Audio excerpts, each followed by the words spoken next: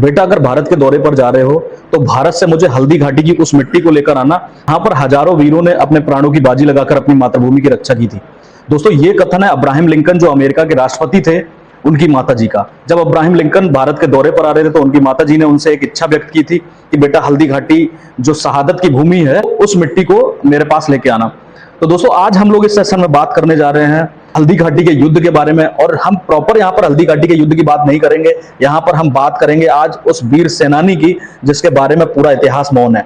आपने महाराणा प्रताप के घोड़े चेतक का नाम तो सुना ही होगा, लेकिन आपको यहाँ पर बताना चाहता हूँ महाराणा प्रताप का एक हाथी भी था जिसका नाम राम प्रसाद था। महाराणा प्रताप की सेना में 100 से ज्यादा हाथी थे, लेकिन एक हाथी था राम प्रसाद, जिसके वीरता के किस्से सुनकर पूरा मुगल वंश दहल गया था। दोस्तों हल्दी घाटी के युद्ध में हमें 2 हाथियों का जिक्र मिलता है। सबसे पहला हाथी लूड़ा था।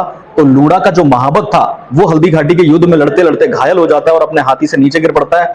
तो लूड़ा ये देख कर कि उसका महाबत जो है वो शहीद हो चुका है, तो वो वापस महाराणा प्रताप के खेमे में आ जाता है। इस तरीके से वो अपनी जान को बचाता है। लेकिन यहाँ पर हम दूसरे हाथी का जिक्र करेंगे जिसका नाम था राम प्रसाद। दोस्तों राम प्रसाद वो हाथी था जिसने अकेले ही हल्दी घाटी के युद्ध में अकबर के 13 हाथियों को जान से मार दिया था। राम प्रसाद एक ऐसा हाथी था जिसके सूंड के चारों तरफ तलवारें बांधी जाती थी और उस तलवार को लेकर वो पूरी सेना के बीच में घुस जाता था। तो हल्दी घाटी के युद्ध में भी कुछ ऐसा ही हुआ कि राम प्रसाद के सूंड के दोनों तरफ तलवारें बांधी गई और तलवारें बांध के वो अकबर की सेना के बीच में घुस गया, जहां उसने सेना को बुरी तरीके से क्षतिग्रस्त कर दिया था। और उसके अतिरिक्त उसने अकबर की सेना के 13 हाथियों को मार दिया था। बड़ी मुश्किल से राम प्रसाद को किसी तरीके से कंट्रोल किया गया और कंट्रोल करने के बाद मुगल सेना ने राम प्रसाद को बंदी बना लिया। राम प्रसाद को बंदी बनाने के बाद राम प्रसाद को आगरा के लाल किले में जब लाया गया तो अकबर ने जब इस हाथी को देखा तो अकबर ने इस हाथी का नाम राम प्रसाद की जगह पीर प्रसाद रखा और उसने अपने सैनिकों को आदेश दिया कि हाथी जो भी खाना पसंद करता है इस हाथी को वो सब कुछ दिया जाए, और 7 दिन बाद जब इसकी सेहत अच्छी हो जाएगी तब मैं इस पर शाही सवारी करूंगा और अपने पूरे राजधानी क्षेत्र में घूमूंगा। तो वहां के लोगों ने राम प्रसाद को वो सब कुछ दिया जो हाथी को सारी चीजें पसंद होती हैं, लेकिन राम प्रसाद ने एक चीज को भी नहीं छुआ। हाथी को गन्ना बहुत ज्यादा पसंद होता है, वहां के लोगों ने उनको राम प्रसाद को गन्ना भी खिलाया, लेकिन वहां राम प्रसाद के द्वारा कोई भी गन्ना नहीं खाया गया, कोई भी खाना नहीं खाया गया। बस राम प्रसाद की आंखों में आंसू आ रहे थे और वो अपने बस स्वामी की राह देख रहा था कि किसी तरीके से महाराणा प्रताप यहाँ आए और उसको आजाद करा के ले जाएं। दोस्तों इस तरीके से बिना कुछ खाए हुए राम प्रसाद की तबीयत बहुत ज्यादा खराब होने लगी और 18 दिन बाद राम प्रसाद ने अपने शरीर को त्याग दिया।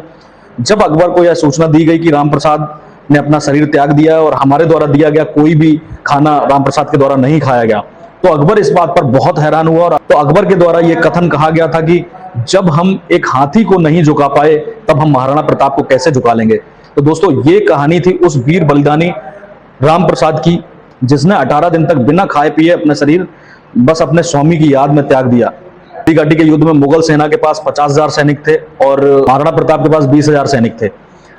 दोस्तों महाराणा प्रताप एक ऐसे व्यक्ति थे जिनके बारे में इतिहास में कुछ ज्यादा लिखा नहीं गया है, लेकिन मैं इस स्टोरी के माध्यम से उनके कुछ व्यक्तित्व को बताना चाहता हूं और मैं चाहता हूं कि वीडियो को दूर दूर तक फैलाया जाए जिससे पता लग सके कि राजपूत वंश किस तरीके का था। तो महाराणा प्रताप की जो लंबाई थी वो 5 फीट 7 इंच थी और इनके भाले का वजन 81 किलो था। ये पूरे अस्त्र शस्त्रों को धारण करते थे और किसी युद्ध को लड़ने जाते थे तो उस समय इनका कुल मिलाकर वजन 208 किलो हो जाता था।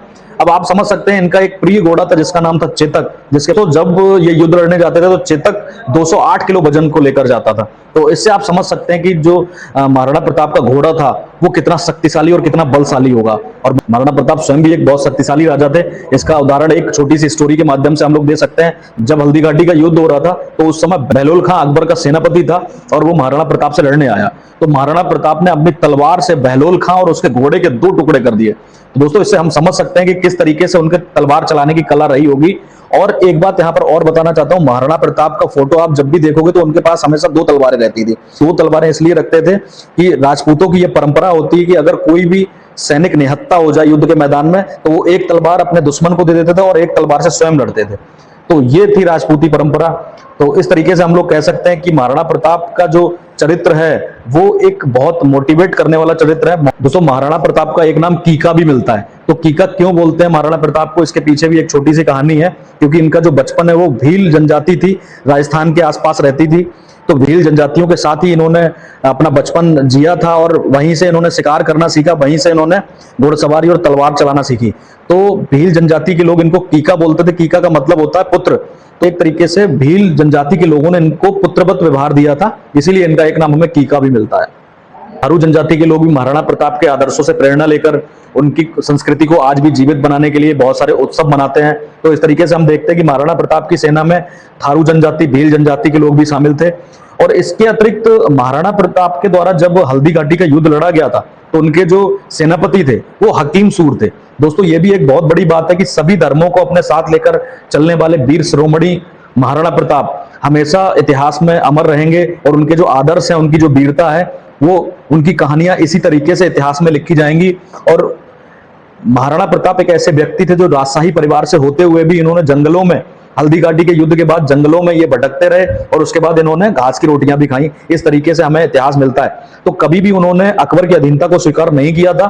तो एक ऐसे व्यक्ति जो हमेशा स्वतंत्र थे और हमेशा स्वतंत्र रहेंगे, उनके द्वारा किए गए कार्य हमारे लिए एक प्रेरणा के स्रोत रहेंगे। दोस्तों ये एक छोटी सी कहानी थी महाराणा प्रताप के बारे में। आपको कैसी लगी नीचे कमेंट करके बताइएगा और इस वीडियो को ज्यादा से ज्यादा शेयर करिए, जिससे लोग चेतक के अलावा महाराणा प्रताप के उस हाथी, उस वीर देशभक्त हाथी के बारे में भी जान सके जिसका नाम राम प्रसाद था। नेक्स्ट वीडियो में हम लोग दोबारा मिलते हैं किसी और नई स्टोरी के साथ। तो वीडियो देखने के लिए बहुत बहुत धन्यवाद, आपका बहुत बहुत आभार। Thank you very much.